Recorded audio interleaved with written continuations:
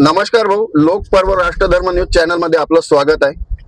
आपण आपले धनंजय भाऊ उमाप, जिल्हा अध्यक्ष भारतीय जनता पार्टी ओबीसी आघाडी यांना वेळ मागितलेला होता आणि ते आज प्रवासात होते। तर त्यांनी आपल्याला असे सुचवले की तुम्ही माझ्याजवळ वेळ तर नाही आणि मी प्रवासामध्ये निघालेलो आहे, पण तुम्ही जर माझ्या गाडीत येऊन बसाल तर मी तुम्हाला वेळ देऊ शकतो।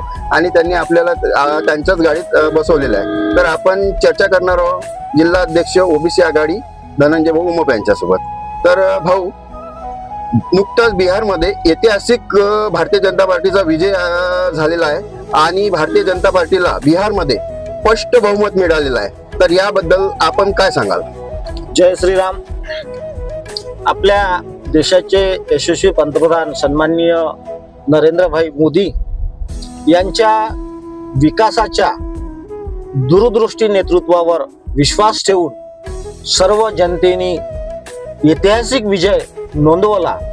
याबद्दल मी बिहारच्या सर्व जनतेचे मनपूर्वक अभिनंदन करतो आणि आभार सुद्धा व्यक्त करतो।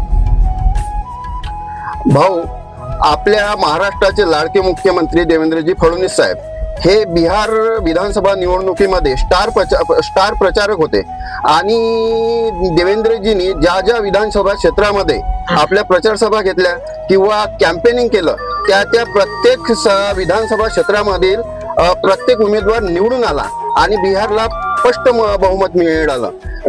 देवेंद्रजींनी त्यांच्या प्रचार सभेमध्ये स्पष्ट सांगितले की ज्या पद्धतीने आज महाराष्ट्र धावतो आहे त्या पद्धतीने बिहार धावणार आणि जी अपेक्षा दाखवलेली आहे बिहारच्या जनतेला, आणि जनतेने सुद्धा भरपूर असं भरघोष मॅन्डेट बिहार विधानसभेला दिलेला आहे आणि भरपूर आपले आमदार निवडून आलेले आहे। तर याबद्दल आपण काय सांगाल सर? आपल्या महाराष्ट्राचे सन्माननीय लाडके मुख्यमंत्री आणि सर्वसामान्य जनतेच्या मनातील असलेले मुख्यमंत्री सन्माननीय देवेंद्रजी फडणवीस यांचा जो दूरदृष्टिकोन आहे, हा दूरदृष्टिकोन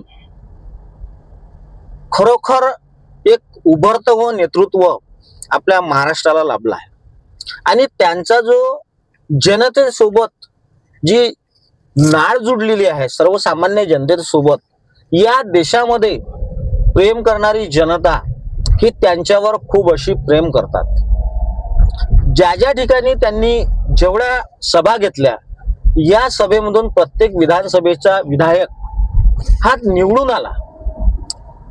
हेच खरं त्यांचं कौशल्य आहे, असे आपले सर्वांचे लाडके मुख्यमंत्री सन्माननीय देवेंद्रजी फडणवीस यांचा सुद्धा नेतृत्वाला मी प्रणाम करतो।